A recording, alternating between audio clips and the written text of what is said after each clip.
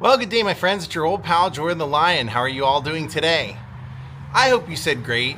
You know, over the time that I've been vlogging for almost 10 years now, I have, through meet and greets and through my P.O. box and things, gotten some pretty interesting and fascinating gifts from some of the viewers that watch me. And recently I got something that might qualify as maybe the most interesting and the most fascinating one yet.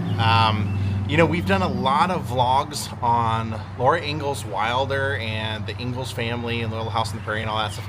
Somebody sent me something directly from them with quite an interesting story to go along with it. Daze with Jordan the Lion and you all, it begins right now.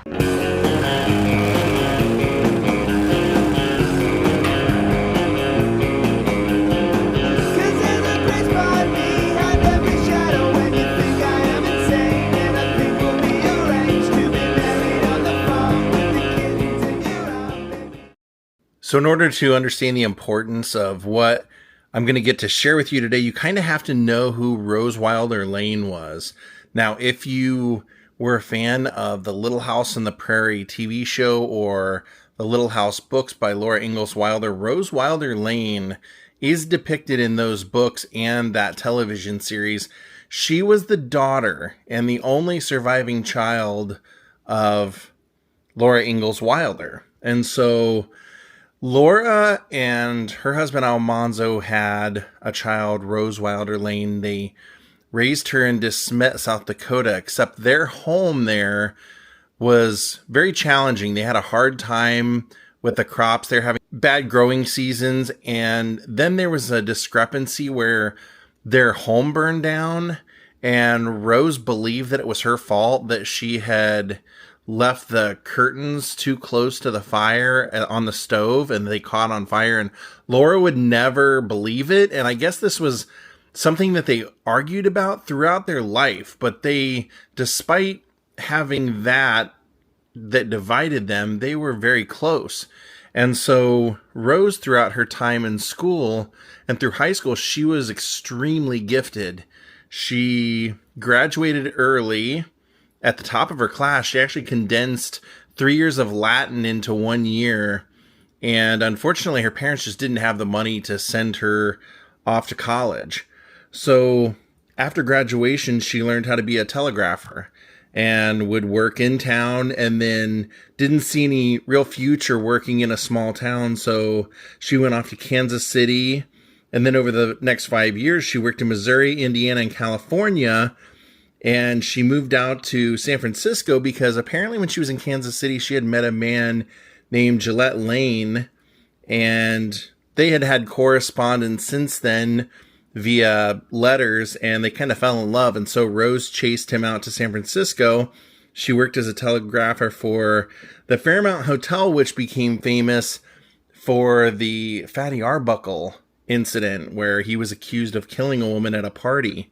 Now, it was her husband, Gillette Lane, who was a newspaper man, and they ended up traveling quite a bit. So she got to see a lot, and she had a job at Western Union, but ended up quitting the job and started writing for him. And so they noticed that she was not only a gifted writer, but a gifted editor. These days, women really weren't reporters, so it was a real anomaly at the time.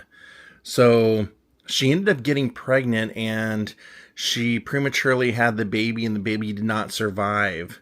So she took this as kind of like a sign that she was supposed to do something big with her life, and they told her she couldn't have kids any longer.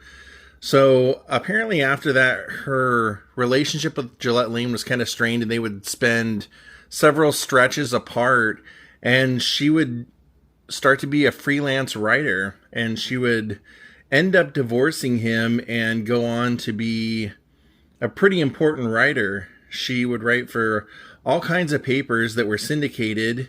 She wrote for the San Francisco Bulletin and was popular because she had recounted the lives of Henry Ford, Charlie Chaplin, and Jack London in books. And then in 1915, when her mother came out to visit her in San Francisco, they went to the Panama Pacific International Exposition, and they saw an exposition on early life, like settlers' lives and things like that. She ended up writing a lot and became the first biographer of Herbert Hoover, writing The Making of Herbert Hoover. And the book was published and he became president in 1929. She has a big collection at the Herbert Hoover Library of a lot of her writings. But she was reputed by the 20s to be one of the highest female paid writers in America. And she also wrote for about Sinclair Lewis, Dorothy Thompson. And despite her success, she was compulsively generous with her parents. They were always having money issues, and she would see that and she would give them money to keep them afloat. And it was said that she ended up developing a bit of bipolar or having a lot of depression during this time. But then she influenced her mother into writing her stories. She said, basically, Mom, your stories would be popular. You have stories of days that people are forgetting, and I can't afford to keep giving you money. And this would be a great way to make money.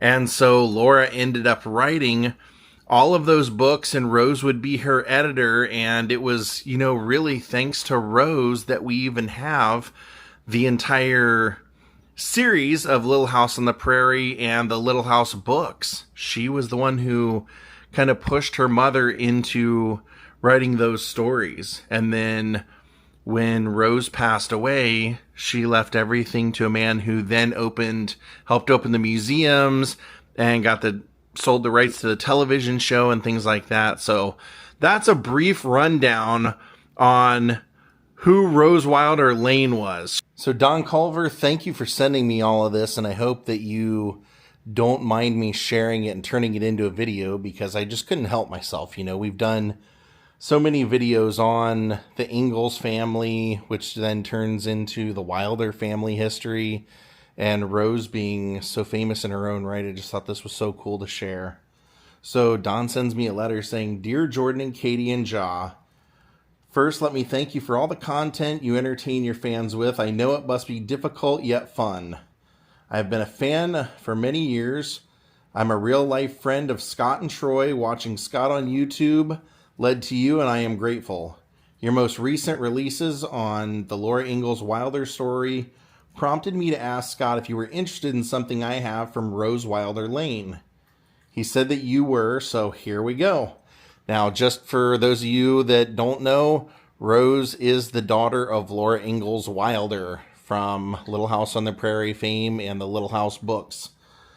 In the 1960s, Rose traveled to South Texas on a camping expedition with friends. As far as I can tell, they camped in the McAllen area. Rose was so enamored with the area and its climate during the cold winters of the North, she purchased a home at 435 Woodlawn in Harlingen, Texas. She spent several winters there. Rose became friends with most of her neighbors. However, she became very close to the Giffen family. It says she considered them family. She was especially fond of the Giffens' young son, Don. I will shorten this. She planned for a trip to Europe in the late 60s, and Don, being in his late teens or early 20s, was to escort her and be her personal assistant. They left Harlingen to her home in Danbury, Connecticut to prepare for this trip. Unfortunately, Rose passed away before the trip could commence. She had left Don enough money to make the trip. He did, and had a most wonderful experience.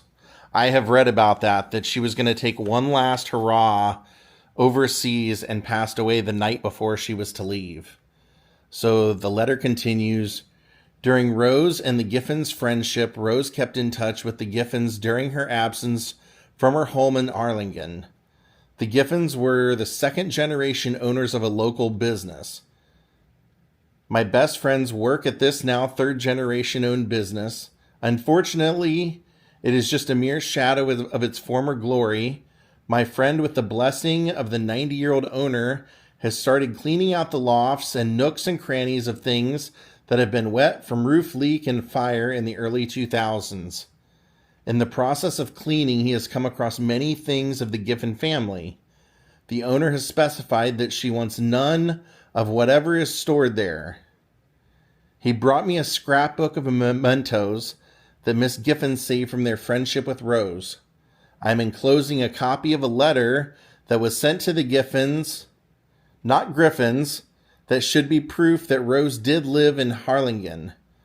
I am also enclosing a postcard that Rose sent to the Giffens while she was away from Harlingen. The wishes are so sweet. I hope you find this worthy of your collection of treasures. I would be happy to share a few more stories about Rose and her relationship with the Giffens at some future occasion. My best to you and your family. Sincerely a fan, Don Culver.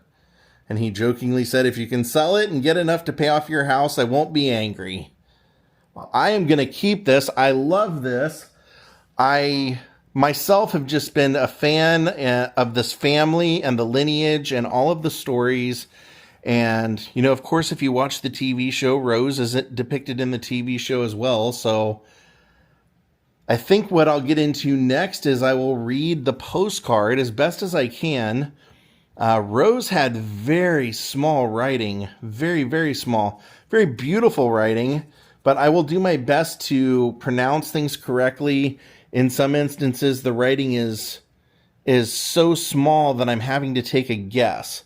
So at the very top, it says, Danville, Virginia, Saturday, October 19th. It says, heavy rain all day. I've stopped early at Holiday Inn. After trying to telephone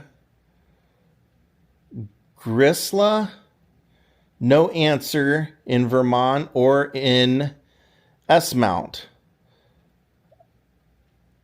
Says nobody is at Esmount tomorrow. We will go on to Washington and Connecticut. In a bookcase in my kitchen is a bayberry candle and a covered glass jar with holly in the lid. Please keep this and be sure, she underlines, to uncover and burn the candle on New Year's Eve. This ensures your good fortune throughout 1969. You may eat black-eyed peas also, but New Englanders find bayberries more effective. Love from Rose Wilder Lane. Says Don is probably always in his room. And this was made out to Mrs. E.D. Giffen, 425 Woodland Drive. That is so cool. So obviously this was October 19th of 1968. So this was meant for, you know, right, she probably sent it right towards the end of 68. Now, we also have correspondence that was made with the Laura Ingalls Wilder Memorial Society at the little town on the prairie in De Smet, South Dakota. That is now, I believe, what has turned into the Laura Ingalls Wilder Org Museum. They are wonderful there. They do an absolutely incredible tour, and some of the things that I toured, and they were nice enough to allow me to film and share part of my tour with those of you that can't get there. They mention what they're working on back then. This was dated in 1972. So it's dated December 27th, 1972. It says, Dear Mr. and Mrs. Griffin, as he says, when Don sent it to us, it was actually Giffen, but it says, Dear Mr. and Mrs. Griffin, I feel as if I know you through Roger McBride and the Lichties, as they have all mentioned you quite frequently to me. Okay, I'm going to do a little side note here. Roger McBride was who Rose Wilder Lane left everything to when she passed away. He was responsible for kind of helping to get all of the De Smet museum and locations and everything open. And he is also, even though it was against Laura Ingalls Wilder's wishes and Rose's wishes, they never wanted to see the Little House on the Prairie as a TV show or a movie or anything like that. It was actually Roger McBride who was instrumental in getting that going and turned into the TV show that we know. So Even though it wasn't what they wanted, I think it's made a ton more fans in the world because of him doing it. So I just wanted you to know who Roger McBride was and why his name being mentioned in that would be important, because he would have been the head of the museum that helped get it all going.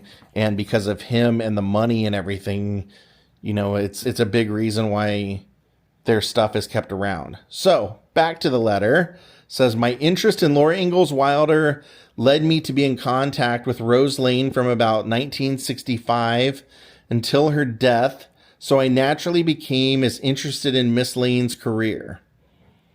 These interests have prompted me to research and writing and now speaking on the Wilder books to schools and library groups, and I've also gotten involved with the Wilder Home and Museum in Mansfield and the projects going on out in DeSmet, South Dakota. The Laura Ingalls Wilder Society in DeSmet added this fall to its set of sites and restored buildings the final Ingalls home in town.